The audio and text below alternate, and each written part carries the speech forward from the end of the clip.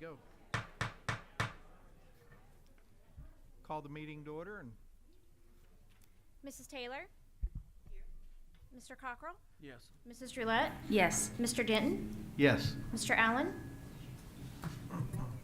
Okay. Thank you. All right. The next item is the moment of silence, and that statement will be by our clerk, Brandy Roulette.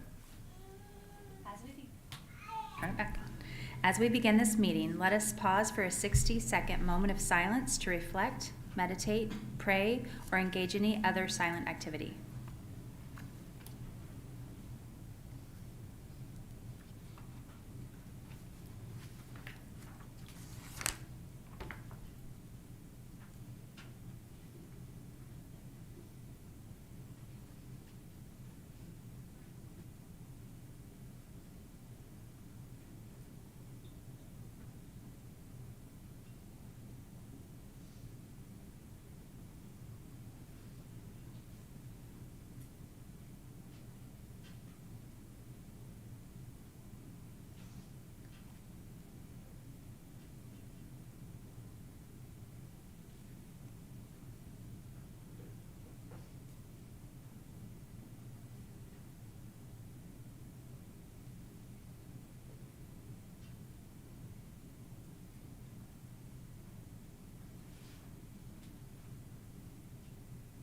Thank you. Okay. Next item is the Pledge of Allegiance, and it will be led by Marley Ross Sadler, fifth grader from Leisure Park Elementary. Oh, there she is. How are you doing tonight? All right, if you'll just come up over here to the podium. Attention, salute, pledge. I pledge allegiance to the flag of the United States of America and to the republic for which it stands, one nation, under God, indivisible, with liberty and justice for all. Great job, Marley. Tell us about your fifth grade year, how it's gone. Well, thank you. I'm so happy to be here today. I would love to share with you some of my favorite things about my school, Leisure Park. I enjoy going to choir and kindness club before school, but I also enjoy the variety of clubs so that there's something for everyone. I also enjoy participating in events to help support our community, such as October and Spring into Kindness to help, as well as the food drives. My family and I enjoy going to family events like STEAM Night, PE Family Day, Trunk or Treat, and the art show. I appreciate how kind and helpful my administration, teachers, and classmates are throughout our school. I'm excited for 5th grade day, our elementary graduation party, which we just finished selling World's Finest chocolate to help fund. I would like to invite you all to Leisure Park to check out how great our school is. I'm going to suggest we just forget about 6th grade and I'm going to hire you with your preparation skills, because that was impressive how well prepared you were. Thank you. That was awesome. So tell us about, again, what you invited us to now.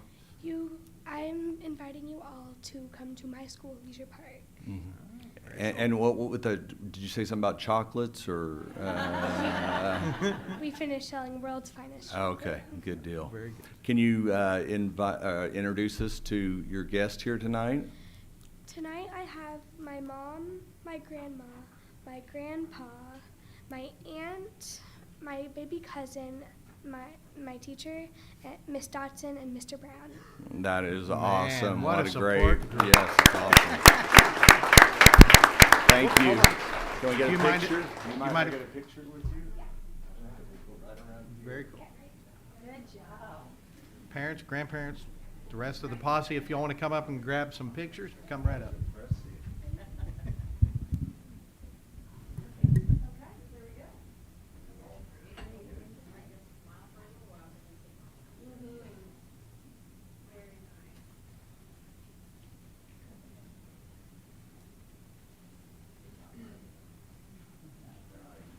Nice job.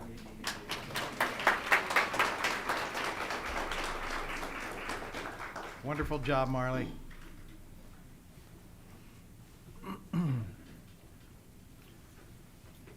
Okay, the next item is the approval of the regular board meeting minutes for March 6th. I move we approve the minutes.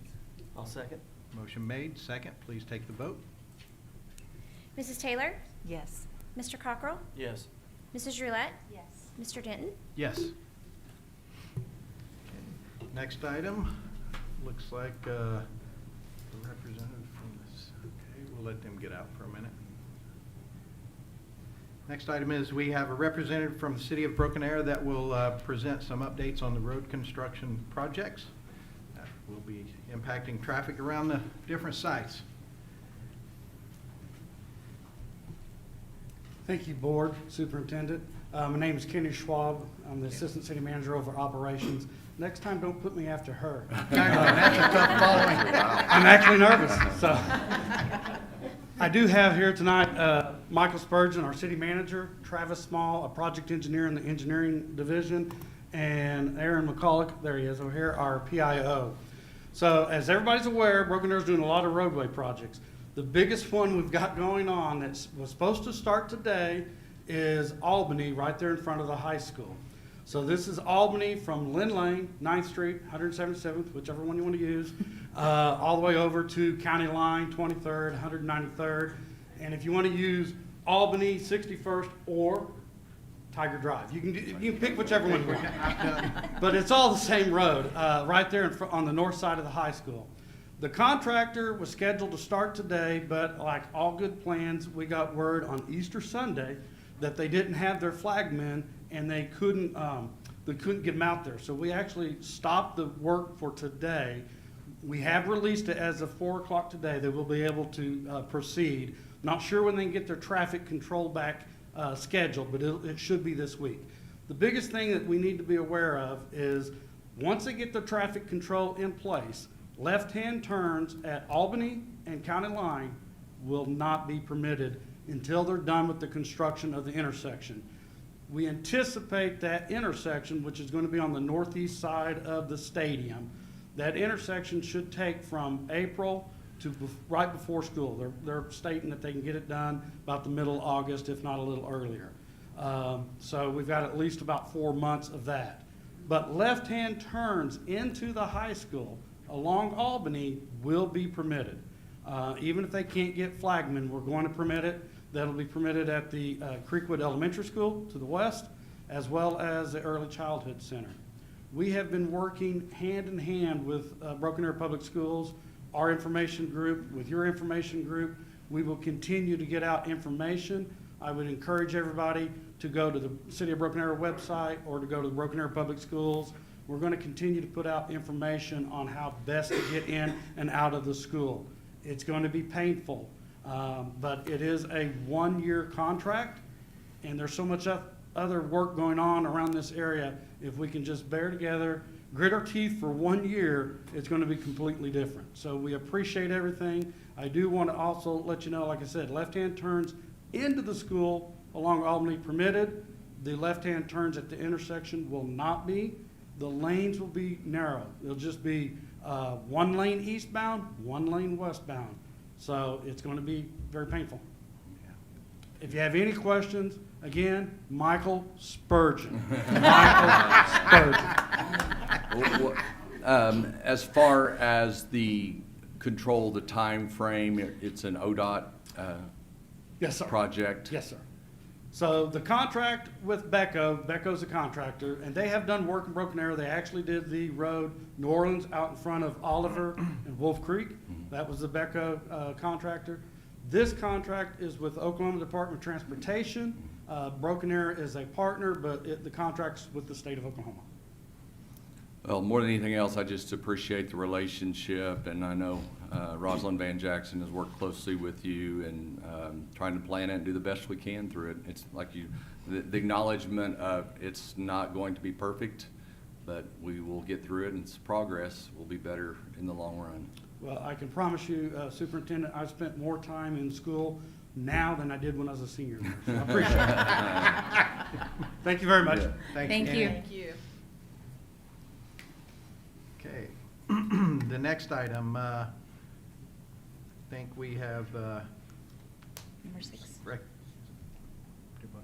Number 6. Yes, okay. Yes. All right, so recognition of the Broken Arrow Public Schools Special Olympics esports team. Ms. Thornton?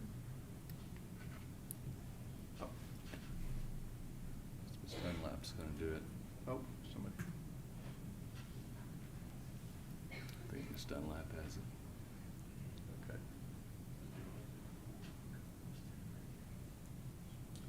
Hello there. Good evening. My name is Lisa Dunlap, and I'm a special ed teacher at Broken Arrow High School. And I just became the esports coach for our Special Olympics team this past January when the former coach went to another school.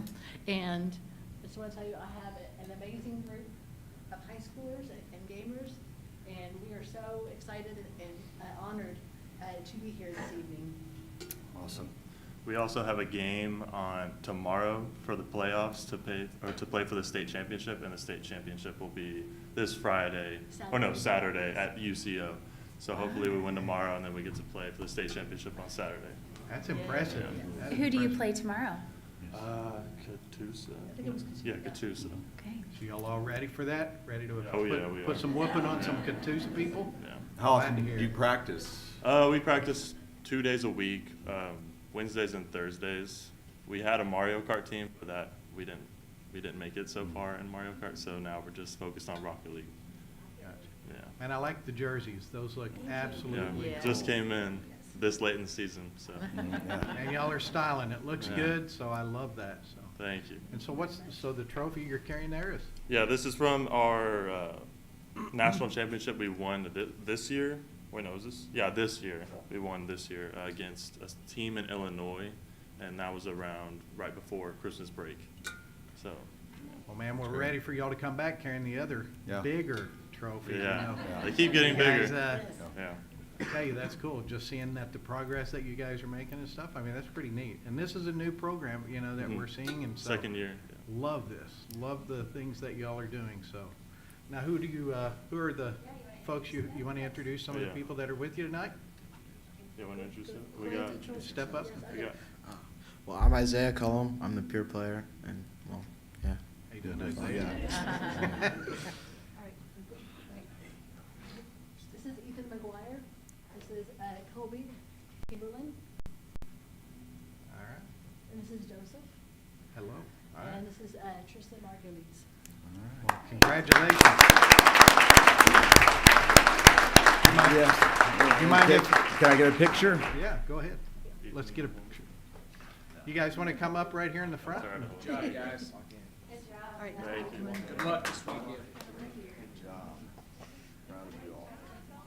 Maybe we'll be seeing you back this next month. 574.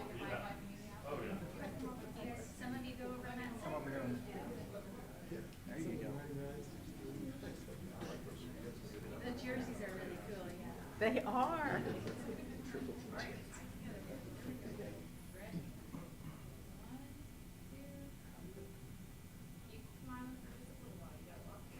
That's right. Get used to this. Good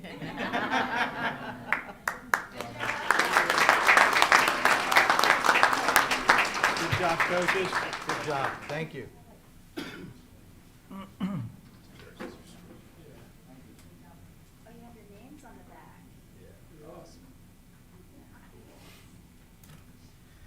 All right. Number 7 item, Mr. Blackburn. This is an exciting Yeah. one also. Good evening. I really just want to introduce Mr. Pape, who is our Johnson O'Malley Title VI coordinator, and he is going to present to you hopefully something that you will approve. Okay. Thanks, Derek. Yes, none whatsoever. I appreciate this time to be in front of you.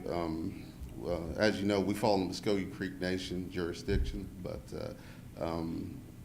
each year the Cherokee provide Cherokee tag monies that no strings attached, so the money could be used to hire teachers, paras, buy software, whatever. So, but by doing that, I just want to preface, I have a great staff that helps compile the list most of our students are Cherokee, believe it or not, that are here in Broken Arrow, even though we do fall under the Muskogee Creek Nation. I shouldn't say Creek, Muskogee Nation, sorry, Cherokee jurisdiction. So, but with that being said, like I said, I have Shelley Blackman, who's not here tonight, but she's our enrollment clerk. She does a fantastic job. I've been here 10 years, and each year, they started this actually in my first year. She's increased it every year. So what it is, it's up to this year we received $348,560 for our Cherokee students. That can be, the money can be used however you all wish to use it. But it's like I said, we have a good team that helps compile that, and then we appreciate, like I said, being able to operate within the Broken Arrow School District, our Johnson Valley and Title VI program. So with that, I just, like Derek said, hope you approve to accept it. So It'll be a tough choice, I'm telling you. yes, I'd hate to take it back. What a remarkable deal. And I mean, accolades to you and your team. I mean, this is something that is just absolutely just unprecedented. And so hats off and gratitude to your team and to the Cherokee Nation as well. So this is something that, you know, during these times when funding is tough, every penny counts, and something of this magnitude is an incredible, incredible gift. So thank you. Thank you. And I make a motion to accept. I'll second. Motion has been made. Second, please call the roll. Mrs. Taylor? Yes. Mr. Cockrell? Yes. Mrs. Roulette? Yes. Mr. Denton? Yes. Now, you know, maybe the next time we're going to have to ask you, hey, Mr. Blackburn and Mr. Blackburn, next time we may have to have y'all bring a big old check, you know, stand up here, get a little cameo appearance with the photography. So Do whatever needs to be done. amen. Thank you. Okay. Next item, Ms. Peterson. Yes, good evening, Mr. Perry and members of the board. I'm excited tonight to bring to you for your approval Miss Carrie Cody to serve as the official principal, I guess we could say, of Aspen Creek Elementary. I guess Miss Cody has probably had one of the longest job interviews, other than maybe Kim Archer, because Kim kind of did the same thing. So she transitioned as the interim principal in January. And I will tell you, the transition has been seamless. I say that, I'm sure Miss Cody does not feel that way, because I'm sure it's very difficult work to go from being the AP to the principal in a very short amount of time, and then having to find a new AP during that time. She has done a beautiful job, and so she has been in our district since 2005, so all 18 years of her career have been in Broken Arrow. She has served at Rhodes, at Arrowhead, and now at Aspen Creek as a teacher, as an interventionist, and so her heart is with our district, and so, like I said, I come to you for your approval tonight for Miss Cody. Very cool. Okay. I'll make a motion to approve. Okay. A second. Motion and second. Please call the roll. Mrs. Taylor? Yes. Mr. Cockrell? Yes. Mrs. Roulette? Yes. Mr. Denton? Yes. Awesome.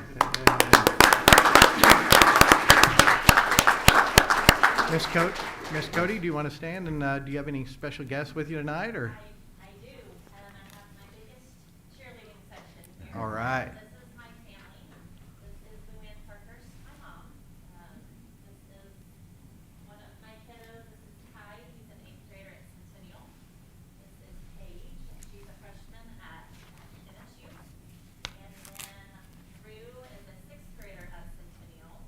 And Connor is a junior at the high school. And then my husband, Ben Cody. Welcome and thank you. Congratulations. We are excited about this, and I know you've done a great job. The staff was excited to hear that you were being named, so good things ahead. Thank you so much. Thank you. All right, cool. All right, the next item is the public comments. We do have one speaker, Miss Hamilton, Amber Hamilton, if you'll come up. You will have 5 minutes to speak. We will have a timer up here, and it is an agenda item, so again, it's 5 minutes, so thank you, and go ahead when you're ready. Okay. Excuse me for being a little shaky. I Hey, have I a understand. appointment tomorrow, and I haven't eaten since yesterday. So if I hope I don't pass out up here. It'll be all right. Good evening, ladies and gentlemen of the board. My name is Amber Hamilton, and I'm here to discuss the rezoning of our neighborhood, Washington Lanes. I respectfully request that you listen to the following information as though it was your own neighborhood being affected. When we last met, the board adjourned, asking the Broken Arrow Cabinet to reconvene and come up with a new plan that would allow for more growth so we would not have to continue to rezone our children. On March 27th, there was a meeting held with the parents to discuss these new plans. I've emailed you copies of the transcript for the Q&A and comments portion of that meeting, as I feel it's important for you to understand the communication between the parents and the cabinet. It appears as though our complaints have fallen upon deaf ears. One of the major concerns discussed was the amount of times that Washington Lanes has been rezoned. If passed, this will be the 5th time in 10 years. That means in an entire decade, not one child in our neighborhood has had the opportunity to finish where they began. The cabinet plans to allow a few of the kids who were switched in the last rezone to continue to stay for 1 year. That means they will move on to higher education or have to reapply to stay at the school next year. This band-aids the problem for 1 year for some kids, but what about the parents who've been forced to accommodate the last decade of shifts? At the end of the last board meeting, we were assured that there would be new options presented. Not one of these options excluded the Washington Lane neighborhood. That's why we're feeling that this is an issue of residential segregation. The board is about to present you with 3 options. The original option, option 1, presented at the last meeting, moved 81 kids. In the new option, it moves 87 kids in one, 74 kids in one, and 109 in the other. Again, the goal was to move a larger area of kids in order to avoid rezoning in the future. The most this new plan moves is 28 kids. This plan does not line up with the request and gives no other options to remove Washington Lane and rezone any other neighborhoods. One of the plans, I believe it's option 2, just includes Washington Lanes and Washington Lanes 9, which is a micro neighborhood only approved a couple of weeks ago, and has plans for 16 to 21 houses. It adds 6 kids to the original plan. They haven't even broken ground. This solves nothing and yet made it into an option to be approved. It feels very much like the cabinet has made up their mind about this neighborhood and are doing little to nothing to remedy the issue at hand. In the meeting, they told us that rezoning takes 2 to 3 years to properly plan. That means in the last 10 years, they've had 3 to 5 chances to properly plan for the stability of our kids. They told us that our kids look to us to see how we respond, and that's absolutely correct. These kids are going to see that when you've been pushed and pushed and pushed and pushed, and for a 5th time, pushed again, that there comes a time to stand up and say enough. If you don't stand up, you'll continue to be pushed around, which is exactly what the cabinet tells us they're planning to do in 2 years and a year after that. Members of the board, I again respectfully request that the cabinet chooses a new plan and a neighborhood that has not been shifted as many times as we have. As a neighborhood, we feel that 5 times in 10 years has been more than accommodating and feel that it's well past time to share that burden. I additionally request that due to our continuous willingness to move over the last decade, that we be removed from any more possible rezoning for at least 5 years to allow at least one set of our kids the opportunity to finish where they began. Thank you so much for your time. Thank you.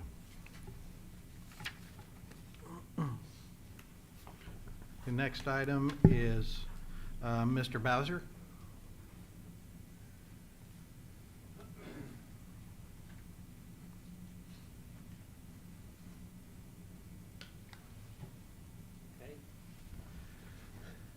Mr. Perry, Vice President Denton, members of the board. So this evening I come to talk to you about the Rosewood redistricting.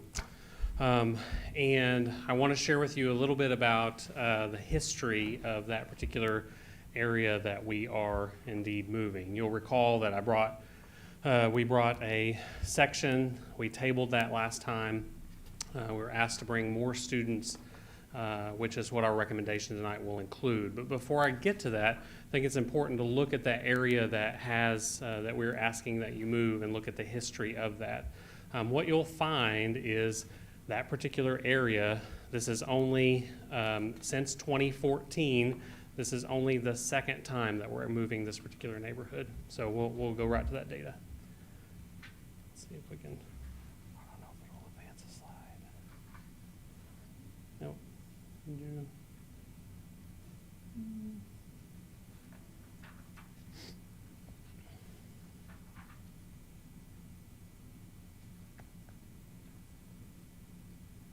Oh, look, I got control. Okay, perfect. So in 2014, here are the boundaries as they were set up within the district. And we've used the little red box in the center to identify the particular area that we're talking about. You'll see at that time we still had Park Lane Elementary, Westwood Elementary, Arrow Springs Elementary, Indian Springs Elementary. So this is before all of the recent construction with the bond issues that we've had over the past several years. And then 2014, we made some adjustments to the boundaries. And that's because we opened 3 elementary schools, Creekwood, Highland Park, and Aspen Creek. And you'll see that particular area. Before, it was all Oakcrest. And then if you'll look on the red box there, you'll see that a little part of it then goes to Leisure Park. And so it's Leisure Park and Oakcrest. And then in 2017, so we kept it that way for 3 years. Then in 2017, we opened Timber Ridge, and this is the change in the boundary as a result of Timber Ridge. That particular area did not change. It continued to stay Leisure Park and Oakcrest. So from 2014 to 2020, 6 consecutive school years, it stayed. We didn't make any adjustments. The last adjustment we, of course, made was with Rosewood. You'll see represented there where we opened it 3 years ago. In fact, the interesting part about this data is that the only time that we've made elementary boundary changes in the past is a result of opening new buildings. This is the first time we've come to the board and asked for an adjustment when we weren't opening a new building in the last decade. And that's because of the exponential growth that we are experiencing, in particular in the Rosewood boundaries. I've mentioned this before, but of the current developments that are underway in our district, 20% of them are happening in the boundaries, within the boundaries of Rosewood. That makes it a little bit difficult to be able to predict, because even though that many those many developments are happening, the pace at which they happen varies from development to development. I actually have a little bit of granular data that I'll share with you here. I won't go into it in extreme detail. Feel free to ask questions, but these are current developments that are currently under construction in the Rosewood boundary, okay? And we've identified not only the names of the neighborhoods, but then also the estimated number of homes, tried to estimate like how complete it is, and then the percent remaining to kind of give you an idea of once all of these are built out, we expect, based on the original projections, another potentially 280 kids. Now, I don't expect 280 kids tomorrow or next year or even potentially the next year. I mean, again, we're looking into a crystal ball. We're trying to make a guess. I'll give you a couple of stories that were really profound to me that we've learned since the last parental meeting. Both of them involve Highland Creek. We had one parent speak up at the last parent meeting on March 27th, and she was a member of the redistricting or setting boundaries for Rosewood. And she said at that time, the information she was given was that there would be 165 homes in Highland Creek. You can see as of today, we estimate that there will be 513 homes in Highland Creek. So developers change their plans, right? They increase the number of homes that they may build or develop. Ms. Powell had the instance of interacting with another parent who also lives in Highland Creek, and she was told when she built her house, she built it where the house backed up to a green belt and was told no more houses would be built there. And in fact, that changed, and there were houses built in that green belt. So we know development is happening very quickly. We feel like this buys us a little bit of time to be able to make a whole-scale assessment of the district as a whole. Rosewood is in need of immediate attention, as we talked about before, because of the class sizes that are there now, the capacities, capacity considerations. So we need to make some quick movement. This doesn't account for the planned construction neighborhoods, which have not started construction at all. And we don't know when they'll start construction, but we estimate from those neighborhoods we'll receive an additional 250 students when they're developed. Now again, I mean, it could be 5 years from now before they're developed or before they even start. And so it's hard to be able to say, well, I can't, I mean, if you take those two totals, right, 250 plus 279, that could fill up a whole elementary school all by itself, right? But I can't clear out every kid in Rosewood Elementary to make room for, you know, the kids that may come at some point in the future. But we do know that development is ongoing. What we have seen is that the growth this school year was over 100 kids in Rosewood alone. Now, the district grew by 500 kids. So again, as I mentioned before, 20% of the development is happening in Rosewood, 20% of the growth is happening directly at Rosewood. And so that's why this particular area, again, is a huge concern. Why the area that we've targeted? We've talked about this before, but I want to review. This is the option we presented last month. Now, it is correct. It impacts 81 students, but 17 of those students got to stay, which means that really only 65 kids left Rosewood. Again, we were trying to target a smaller area, knowing that we're going to have to do this at some point in the future, and so we're trying to have as minimal of an impact as possible. And so when we presented 3 additional options to the parents, and of those 3 options, the parents clearly chose this option, option 2. Over 50% of the parents chose this particular option, which includes not only the original half, I'll back up, so that half, and so it includes the rest of that square mile that's there, would all go to Vandiver as a result of that. 87 students would move. It actually impacts 117 kids, so it impacts significantly more, 36 more students. 87 of them move. The reason only 87 move is, again, because we're allowing special dispensation of 2 categories of kids. The first category of kid are our 4th graders. We're allowing them to finish their 5th grade year at Rosewood. Feel like that's the right thing to do. And the second category of kid is any 3rd grader that was previously redistricted. Remember, I said at the last meeting, one of the things I tried to illustrate is that this is difficult because any neighborhood we look at within Rosewood was moved 3 years ago. So any neighborhood we move, it could impact kids that had previously been moved. It's not unique to this particular neighborhood that's here. And so those 3rd graders that were previously moved as a result of redistricting, like parents didn't choose to go there or whatever, like they were moved from their home site, they would be allowed to stay until they finish elementary school.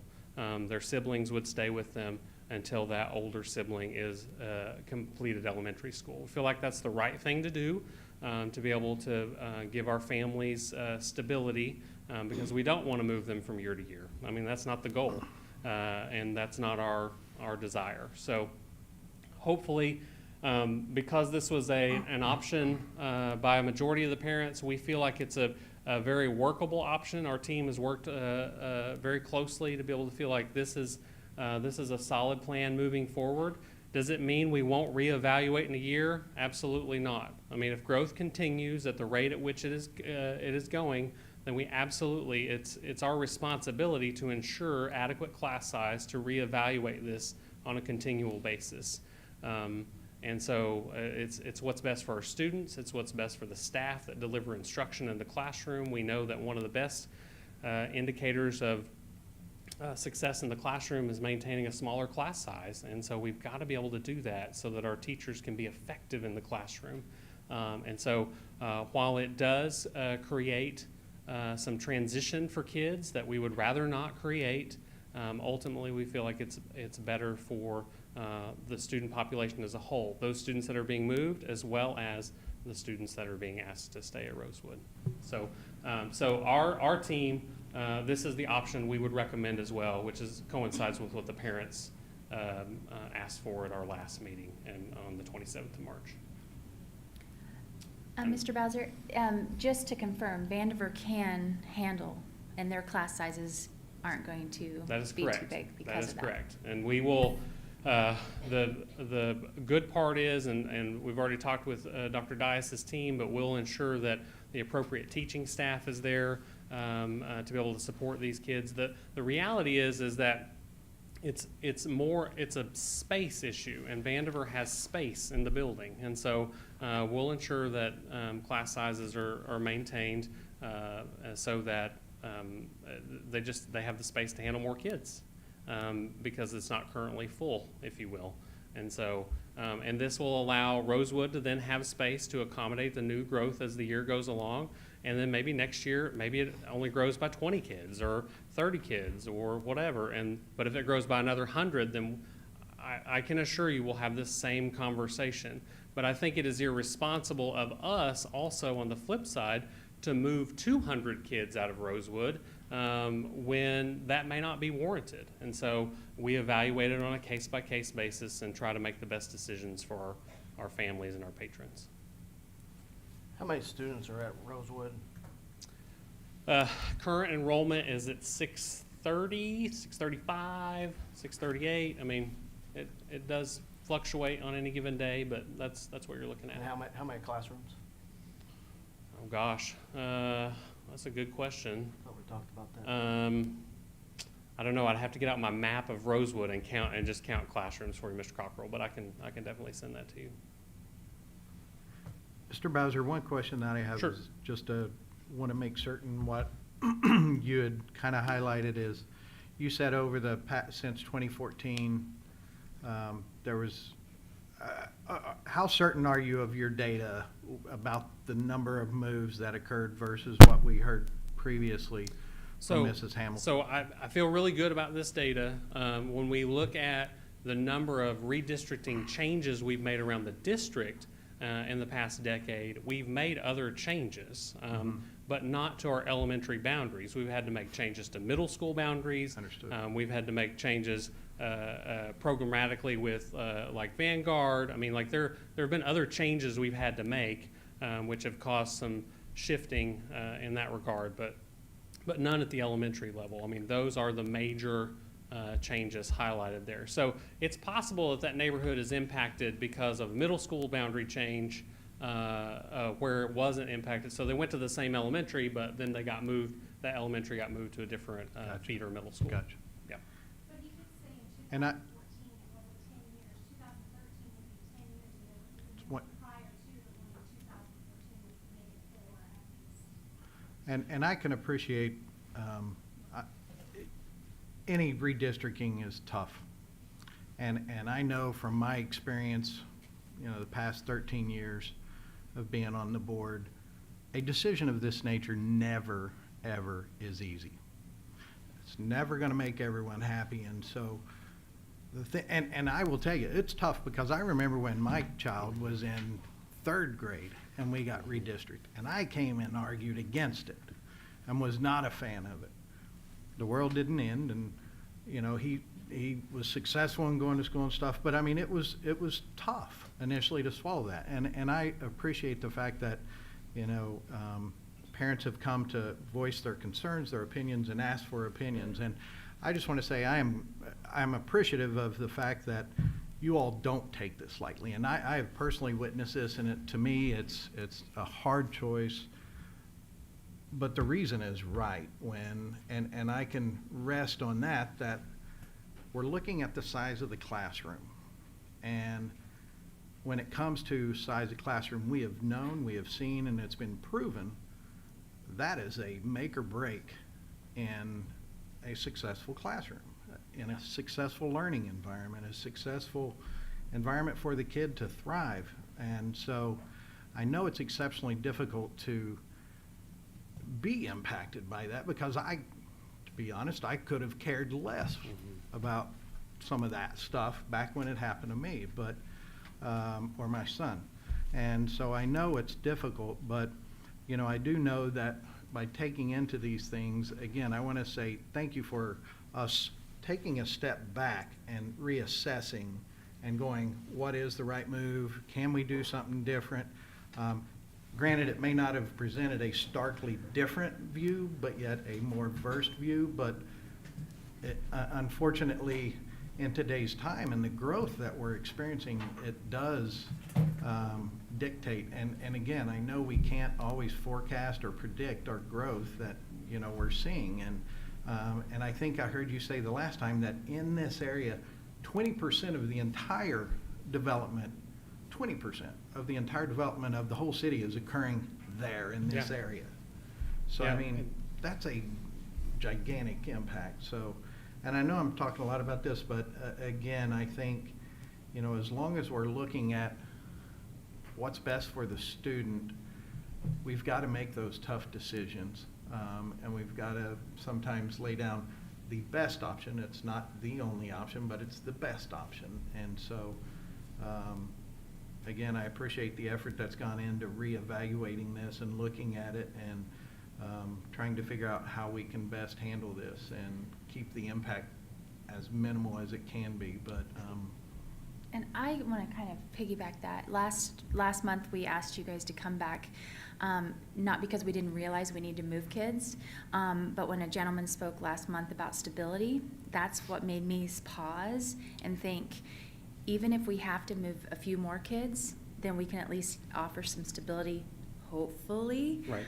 Whereas in the other plan, it was less hopeful that Sure. it would be, a year or two that we could be able to, before we had to make another move. So I do appreciate you guys coming back, and I know that we're impacting a little bit more kids than you wanted to, Sure. but I think that stability piece is really important, and if we can get kids and to stay by moving a few more, then that again helped me sleep too. Absolutely. So I appreciate that. Absolutely. What's the actual total numbers of kids that will go to Vanderbilt? So it's 87 kids that we would move out, and then 30 would stay. After the first year, I believe, I'm kind of shooting from the hip here, Mr. Cockrell, but of those 30 that are staying, 6 of them are third graders. So year 2, we realize another 24 students out of that 30. So. Which kind of builds that in. That's why it does, again, I think doing the right thing by our families makes it look not as large, but it will maintain stability for those kiddos and allow them to finish, as a 4th grader, finish their 5th grade year at an elementary, which I feel like is the right thing to do. So it's gonna lessen, at Rosewood, it's gonna lessen the classrooms anywhere from 3 to 5 kids per class. Mm-hmm. Yeah, should have that. Should have that kind of impact. So pretty substantial. That's where the focus, I feel the public needs to understand that. Mm-hmm. And I just want to say, I appreciate your words and your support too, because for me, it was good to take a step back and evaluate it, because we were able to find that data about how often that neighborhood specifically had been moved in elementary wise and what those boundaries look like historically or whatever. And I feel like that is really good information for us to hold on to as we move forward in any sort of redistricting plan. So we Mr. want to be Bowser, sure and consider that. At Vanderver, what will the size of the classes be there? So I can't speak to the current size of the classrooms. If memory serves, they're 24, 20. Yeah. Some of the grade levels are a little higher right now because we didn't have enough to bump into a 4th classroom. So actually adding these kiddos in will help to, Kind of rebalance. Make another class. classrooms, and that'll actually make what the students we have now in smaller classes, and then also provide further. Do we know how many classrooms are at Vanderbilt and what the student population? When you're asking like actual physical classrooms, or like how many teachers we have right now? Like Actual physical classrooms, because I just looked it up. Rosewood, when it was built, was designed to have 28 classrooms. Okay. 18 gen ed classes 18? is what we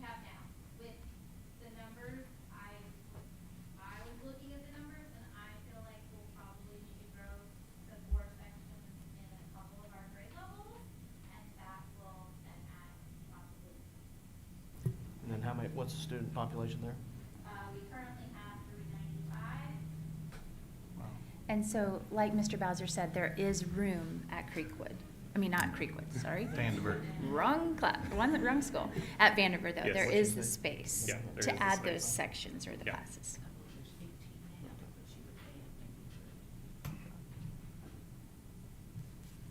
Okay.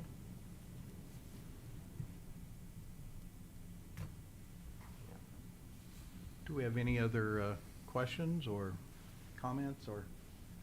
Am I allowed to comment right now? No. No. Sorry.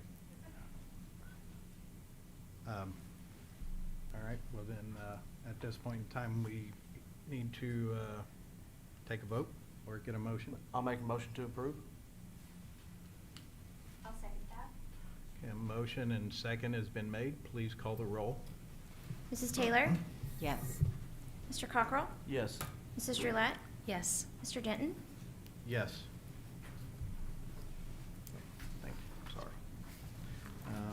Next item is the general consent items, number 12 through 97. Any questions? Okay. Receive a, I make a motion to approve the general consent items. I'll second. okay, a motion and second has been made. Please call the roll.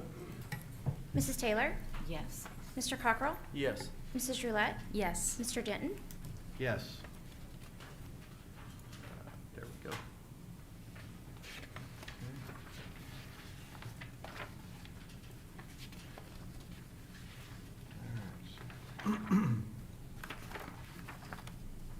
So the next item is Mr. Leach. Oh, man, already on deck. Look at that. Good evening, sir.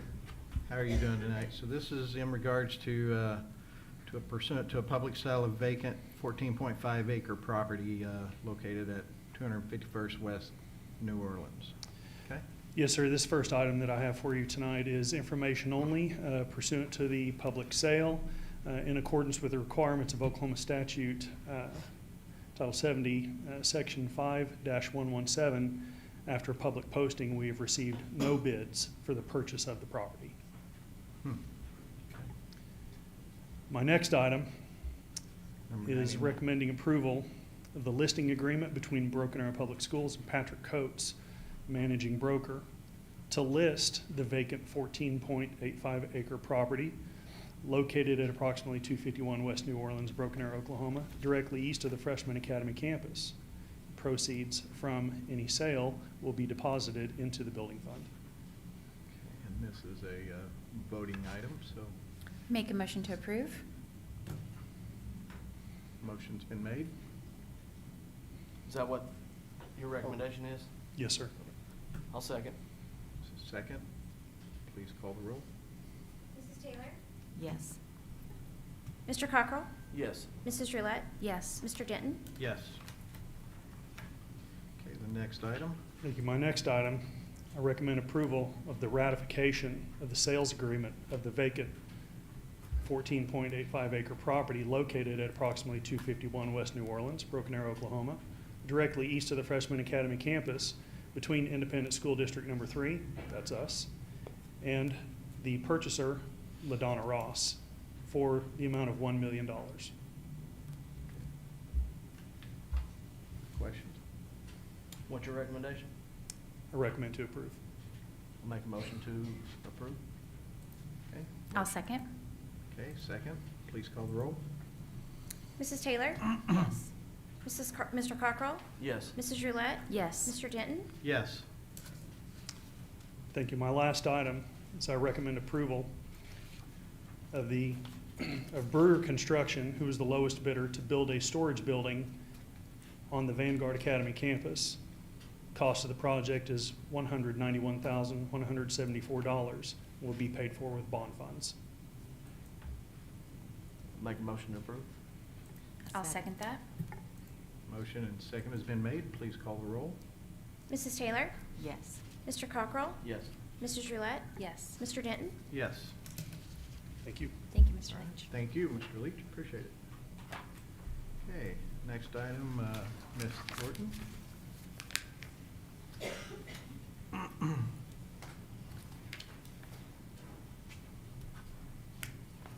Good evening. Thank you for, this has been a fun board meeting to attend tonight, hasn't it?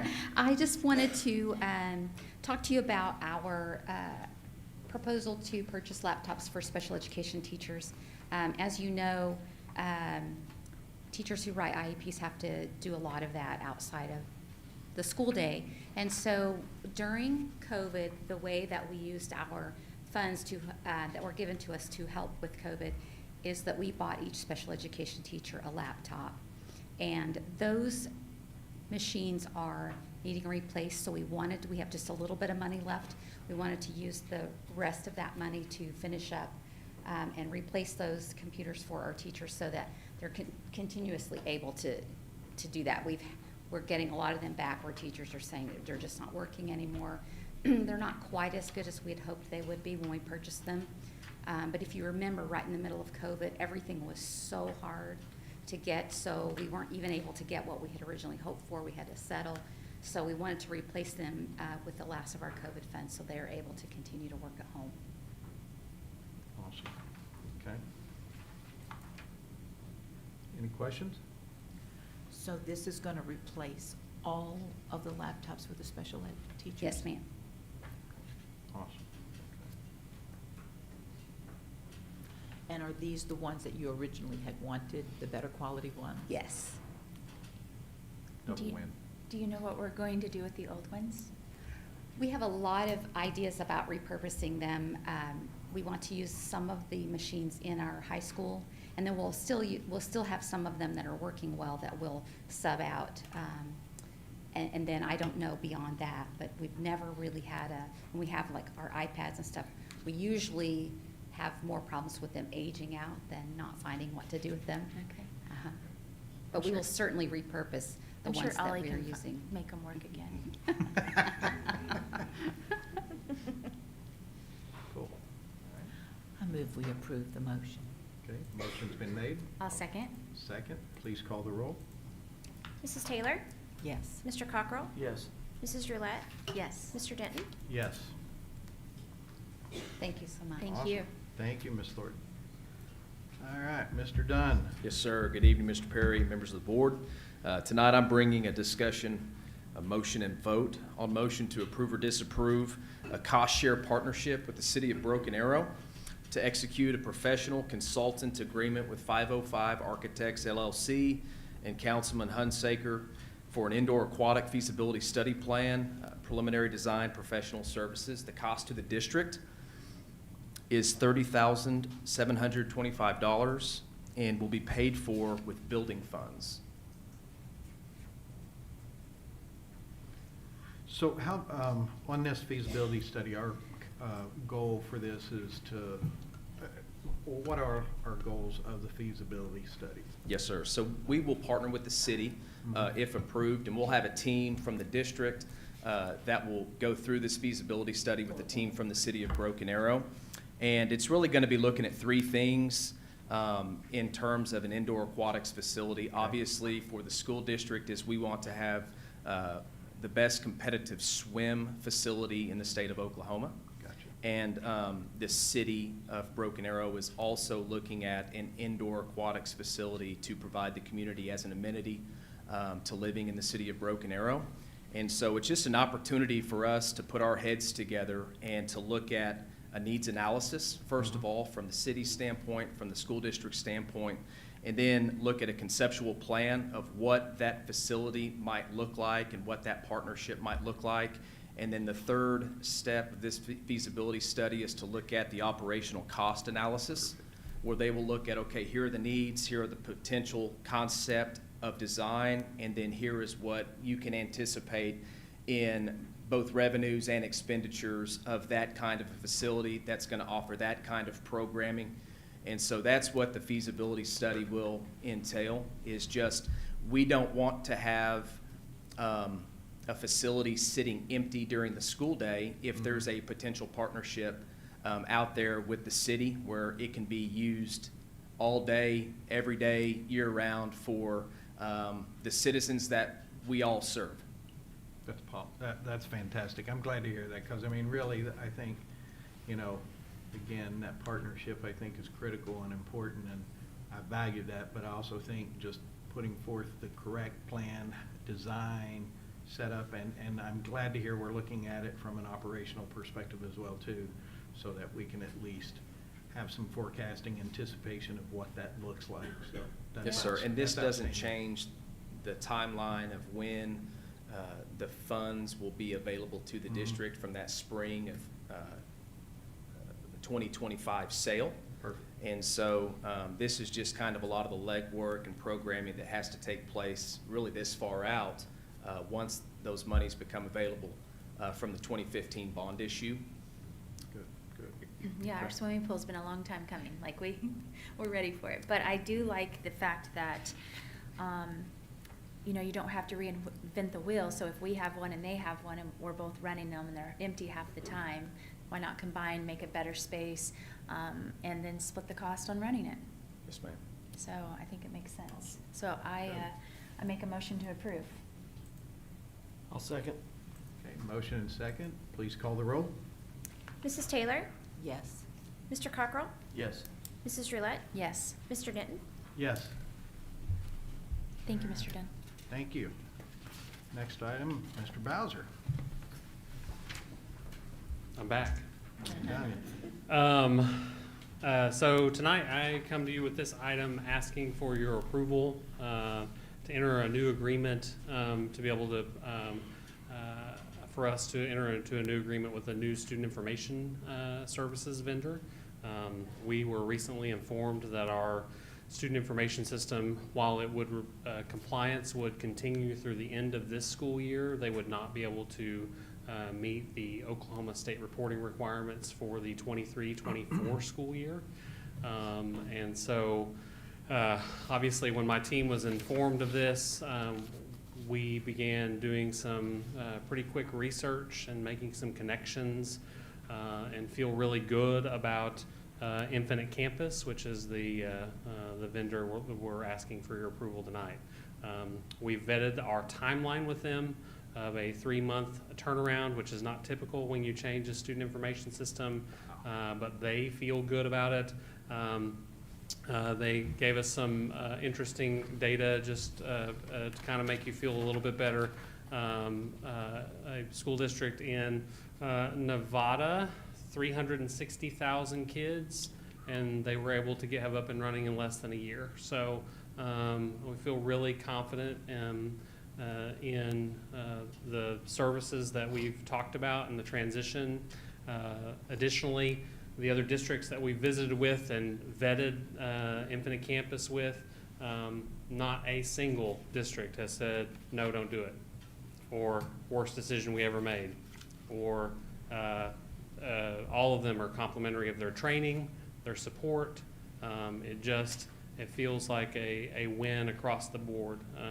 And we have internally been not very happy with our current vendor. And so while this opportunity was forced upon us, we feel like it is an opportunity for really positive change. And so the team and I are very confident that while the transition won't necessarily have, that's not to say there won't be any bumps in the road, right?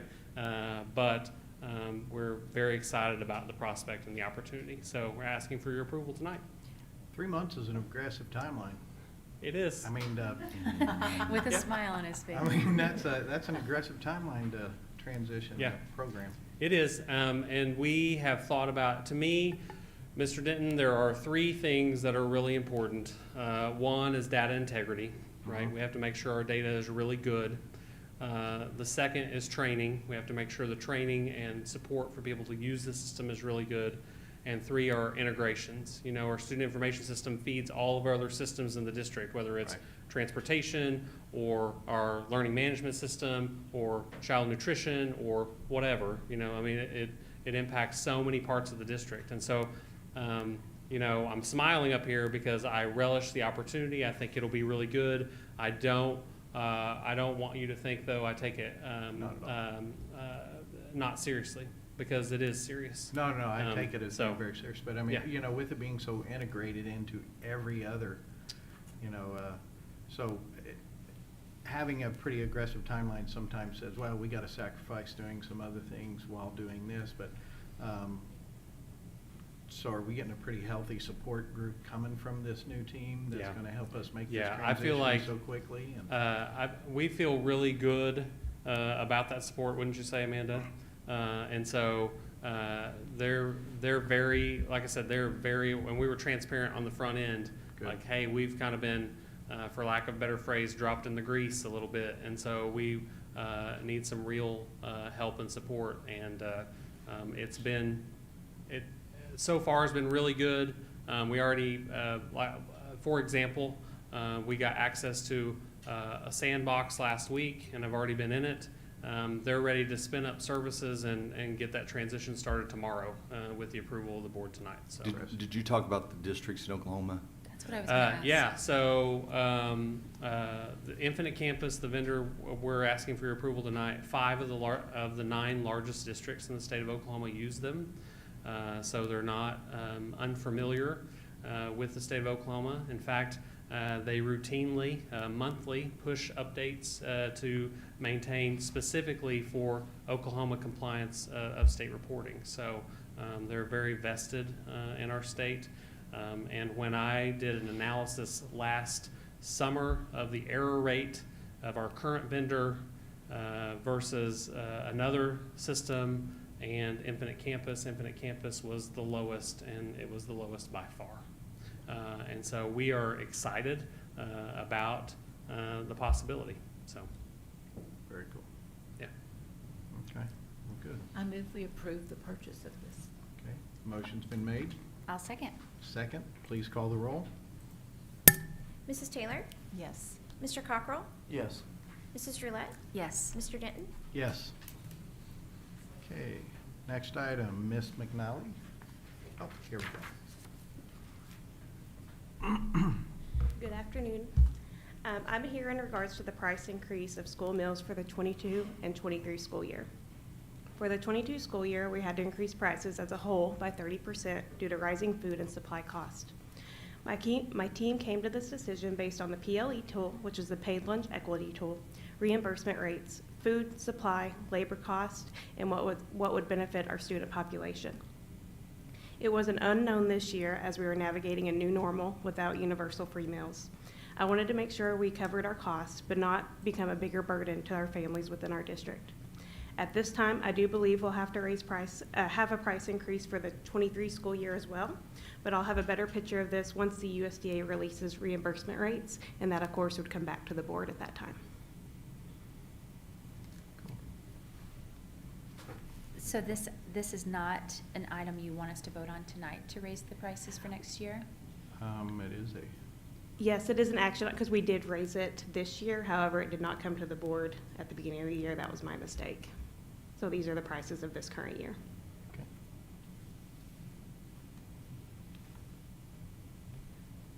So we just Any other- retroactively need to Yeah. approve for this year that we've done it. And so how have you done with this price increase? We have covered our cost. It was very important for us to be under $5 for our families this year. But as you have seen in the grocery stores, it's still rising. So as we navigate that, we'll know more. Okay. Any further questions? Okay. Welcome a motion. I move we approve. Okay, motion I'll second. and a second has been made. Please call the roll. Mrs. Taylor? Yes. Mr. Cockrell? Yes. Mrs. Roulette? Yes. Mr. Denton? Yes. Thank you. Thank you, Ms. Thank you. McNally. Okay, Ms. Dolahan.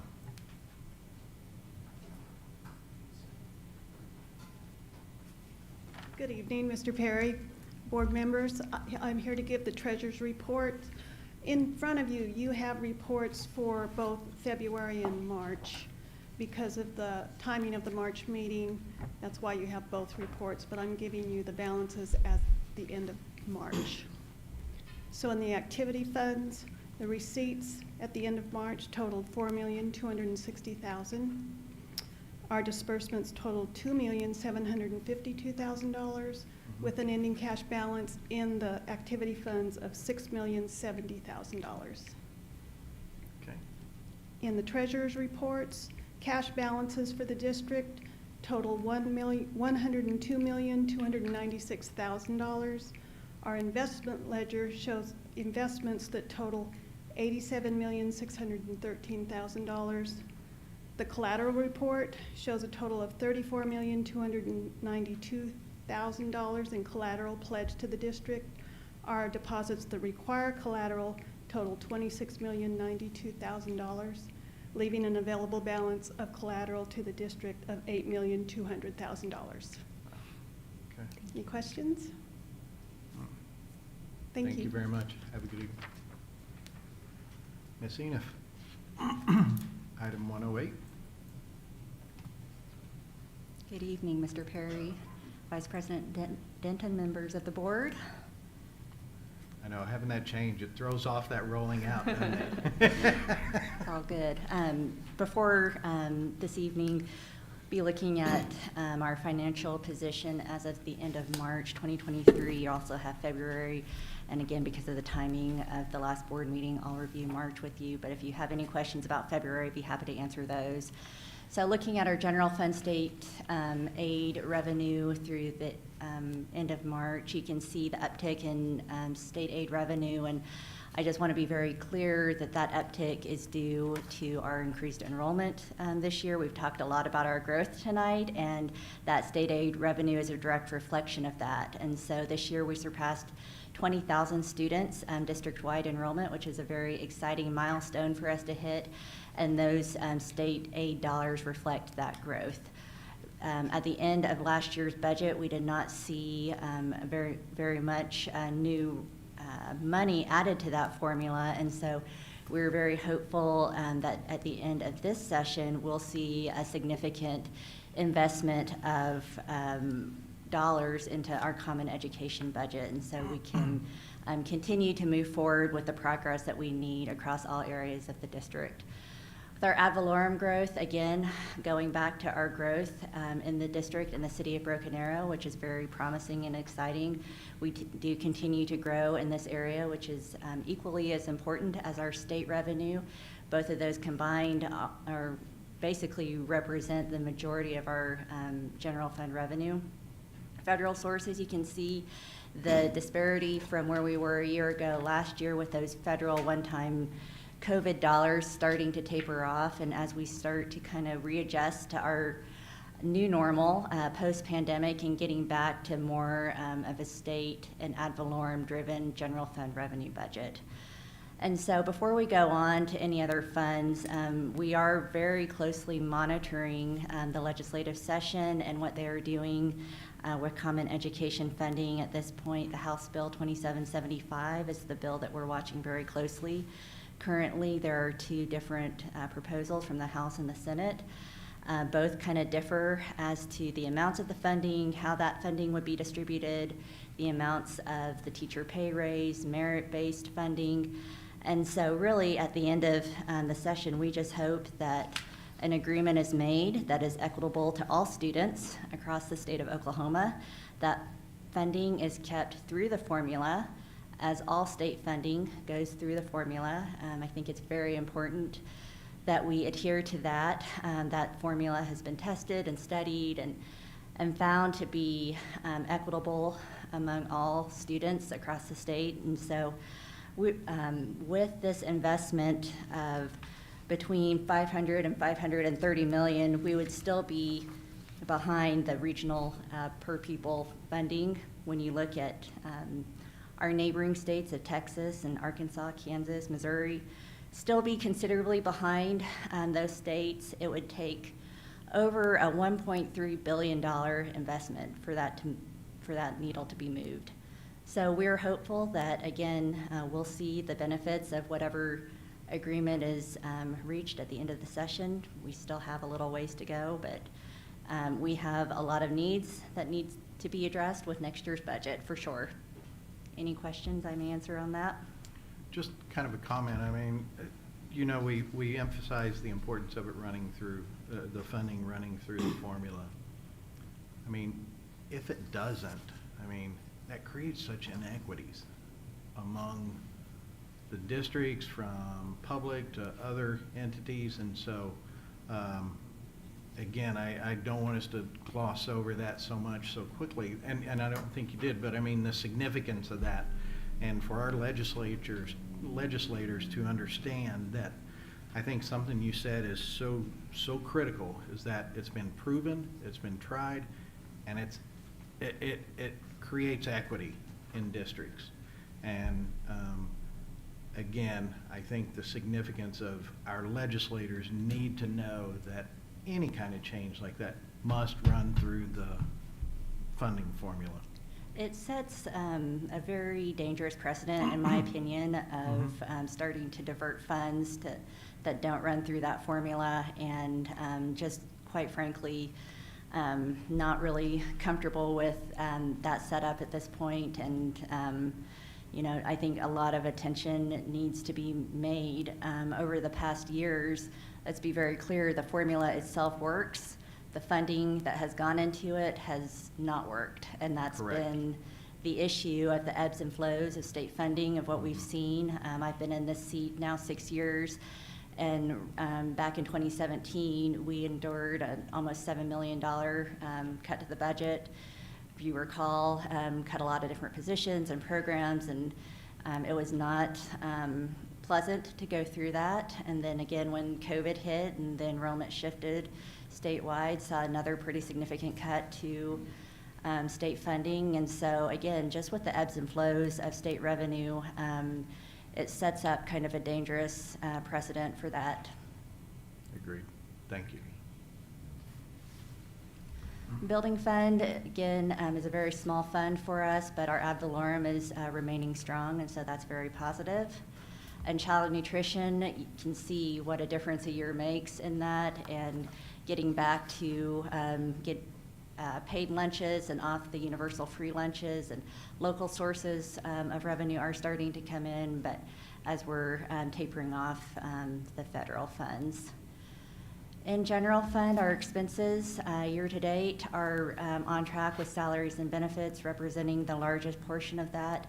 We do have our end of year coming up, and in June we run quite a few payrolls to finish out our teacher contracts, and as they're paid over the summer, and so we still have a lot of payroll to run, and that will really determine our ending fund balance and how we begin school year 23-24. Building fund, I'd like to point out the inflationary impact we've seen in our building fund with supplies and materials going up. This fund has particularly felt it. I took a budget amendment to the board a couple months ago because we have just not kept up with our overall budget being able to support these types of large increases, and our building fund team has done an amazing job of doing the best with what they can, but you can only squeeze so much juice out of that lemon before services start to suffer. And child nutrition, same problem with the food and supply expenses going up, and we do have a plan to spend the remaining of the COVID relief dollars, and again, the transition back to free and reduced applications and everyone off the universal free lunch. So we've got 3 months remaining to the end of our fiscal year, and this is the time that we slow down our routine spending and try and start closing POs and narrowing down where that ending fund balance will be next year. I don't expect to be carrying over very many of those ESSER COVID dollars, and try and get our budget back to pre-pandemic level. Thank you. Thank you. Thank you. Okay, next item, Ms. Matavelis. Okay, tonight, the first item are the change orders. The change orders for the period of time March 2nd through April 5th reflect a decrease of $341,032.26. Would recommend your approval of those. Okay. Make a motion to approve. I'll second. Okay, motion and second's been made. Please call the roll. Mrs. Taylor? Yes. Mr. Cockrell? Yes. Mrs. Roulette? Yes. Mr. Denton? Yes. My last item, the encumbrance report, March 2nd through April 6th, reflects encumbrance orders totaling $2,746,911.33. Would recommend your approval of those. Make a motion to approve. I'll second. Okay, motion's been made and second. Please call the roll. Mrs. Taylor? Yes. Mr. Cockrell? Yes. Mrs. Roulette? Yes. Mr. Denton? Yes. Thank All right. you. Thank Thank you. you. Have a good evening. All right, new business items, we have none. Vote to adjourn. I'll make a motion to adjourn. I'll second. Okay, motion's been made. Second, please call the roll. Mrs. Taylor? Yes. Mr. Cockrell? Yes. Mrs. Roulette? Yes. Mr. Denton? Yes. All right, thank you, guys. Appreciate it. Mr. Bowser? Mr. Bowser? Mr. Bowser?